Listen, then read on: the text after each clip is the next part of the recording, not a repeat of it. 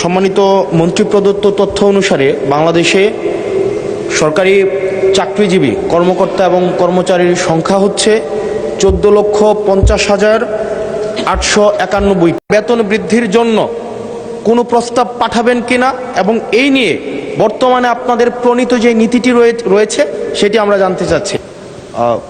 এবং কর্মচারীর সংখ্যা হচ্ছে এই 14,50,891টি পরিবারের সর্বশেষ বেতন বৃদ্ধি হয়েছে 2015 সালে, আর বর্তমান হচ্ছে 2026 সাল। গত 11 বছরে কোনো বেতন বৃদ্ধি হয়নি, অথচ এই 11 বছরে মুদ্রাস্ফীতি 55 থেকে 65% পর্যন্ত বৃদ্ধি হয়েছে।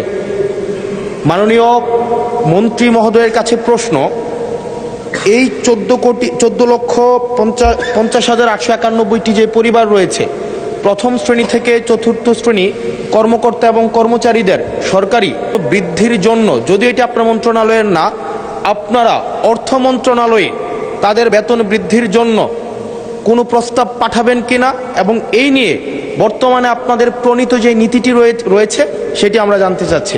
ধন্যবাদ। মাননীয় মন্ত্রী। মাননীয় স্পিকার, ইতিমধ্যেই পে কমিশন গঠিত হয়েছে আমরা জানি। তো বিষয়টি অর্থ মন্ত্রণালয়ের আওতাধীন, আর এই বিষয়ে যদি পৃথক নোটিশ দেওয়া হয় তাহলে এই বিষয়ে বিস্তারিত মহান জাতীয় সংসদে মাননীয় সদস্যের উত্তরের জন্য উপস্থাপন করা হবে। মাননীয় স্পিকার, ধন্যবাদ।